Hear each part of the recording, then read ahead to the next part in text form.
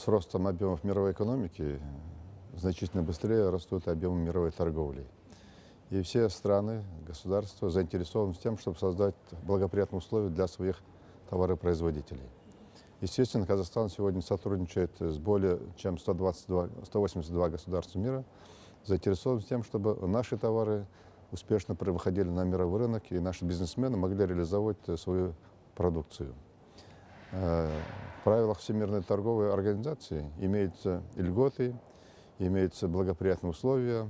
То есть мы можем сегодня беспрепятственно, если при вступлении в ВТО, можем беспрепятственно выходить на мировые рынки без, так сказать, ограничений, без дискриминационных мер, когда ограждаются пошлинами и так далее. И мы видим, что в рамках ВТО происходят очень серьезные изменения.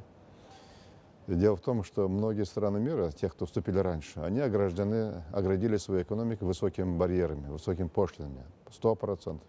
Например, в Швеции 500% на ввоз пшеницы и так далее. Так?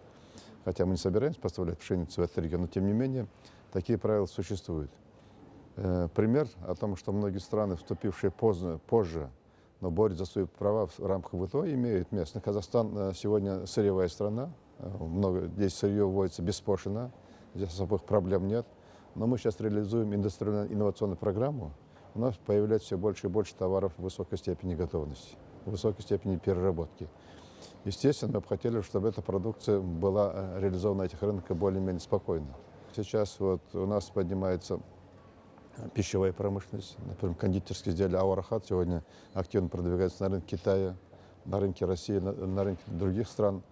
Точно так же, я думаю, последует и другая продукция. Некоторые отдельные предприятия легкой промышленности у нас поднимаются, хотя были проблемы, но поднимаются. Так?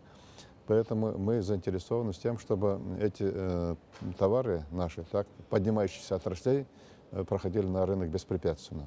Надо сказать, что внутри ВТО имеются разные группы. Например, кернская группа – это производители зерна, допустим. Мы, конечно, должны быть в этой группе с тем, чтобы активно продвигать, чтобы не выдвигали против нас всевозможных дискриминационных мер.